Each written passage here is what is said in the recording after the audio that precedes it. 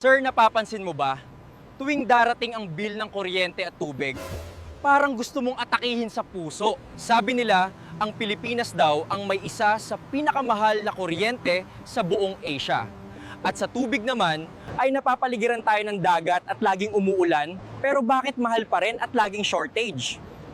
Anyari? Tol, wag mong babanggitin ng salitang bill, tumataas ang acid ko. Alam mo, ang tawag ko sa araw ng pagdating ng resibo? Judgment Day. Kasi dyan mo malalaman kung kakain ka pa ba ng masarap sa susunod na linggo o magdidildil ka na lang ng asin. Bakit mahal? Simple lang, Brad. Kasi sa Pilipinas, ang public utility hindi serbisyo. Ito ay negosyo. Una, ang kuryente. Alam mo ba kung bakit world class ang presyo ng kuryente natin? Dahil sa pesteng pass-on charges. Tignan mo yung bill mo. Ang liit lang nung nakalagay na generation charge o yung kuryenteng nagamit mo talaga. Ang nagpalaki dyan, yung mga extra. Nandyan ang transmission charge, distribution charge, metering charge, supply charge. Kulang na lang pati aircon ng opisina charge ilagay nila.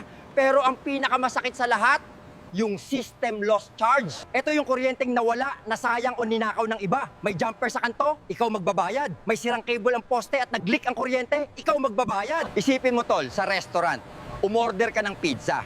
Habang dinadala ng waiter, nahulog niya yung isang slice. Tapos sa bill mo, kasama sa binayaran mo yung nahulog na slice, papayag ka ba? Hindi. Pero sa kuryente, pumapayag tayo. Tayo ang pumapasan sa kapabayaan nila at sa nakaw ng iba. Ginawa tayong shock absorbers. Isa pa, tayo lang yata ang bansa na pinapatawan ng VAT o value added tax. Ang kuryente, serbisyo yan eh. Pangunaking pangangailangan. Bakit mo bubuwisan ang bagay na hindi mabubuhay ang tao kung wala? Para kang nagtak sa hangin. Pangalawa, ang tubig. Ito naman ang isa pang comedy.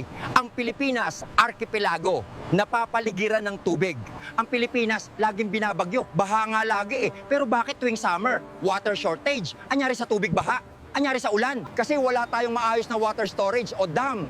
Ang galing natin magtapon ng tubig baha sa dagat, pero di natin maipon para inumin. At bakit mahal? Dahil sa privatization. Binigay natin ang gripo sa mga pribadong kumpanya. Siyempre, negosyante yan. Kailangan may profit. Kaya kahit tumutulo lang ang gripo mo, may minimum charge ka pa rin. At minsan, napansin mo ba, bubuksan mo ang gripo, walang tubig na lumalabas. Pero yung metro, umiikot ng mabilis. Ang lumalabas, hangin. Pero yung hangin na yon, binabayaran mo. Napakamahal na hangin yan. Dahil sa air pressure, umiikot ang metro kahit walang tubig. Ang tawag dyan, ghost consumption. Multo lang ang naligo, pero ikaw ang magbabayad. Kaya mahal ang kuryente at tubig sa Pinas, partner. Kasi tayo ang cash cow.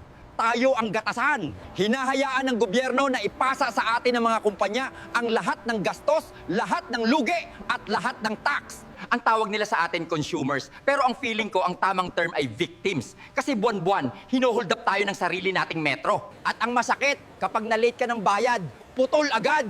Ang bilis ng serbisyo, pagputulan, daig pa si Flash. Pero pag nagreklamo ka na sira ang metro o walang tubig, parang nakasemento ang paa. Kaya sa totoo lang, hindi public service ang tawag dyan. Ang tawag dyan, public hostage. Tubig at ilaw ang ransom, pera natin ang kapalit. Kaya sa mga kumpanya ng tubig at kuryente, alam namin, negosyo yan. Pero wag nyo naman kaming sagarin. Tao kami, hindi kami gatasan. Dahil sa ginagawa nyong yan, isa lang kayong malaking manghuhot-hot. Kaya sa susunod na makita nyo yung slogan nila na may liwanag ang buhay, huwag kayong maniwala. Kulang yun eh. Ang totoong slogan nila, may liwanag ang buhay ng may-ari. Pero ang bulsa nyo, mapupundi. At sa tubig naman, umaagos ang ginhawa.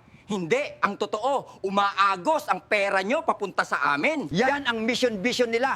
Ang tigain tayo hanggang matuyo. Ang tawag sa kanila ay mga hinayupak na aswang.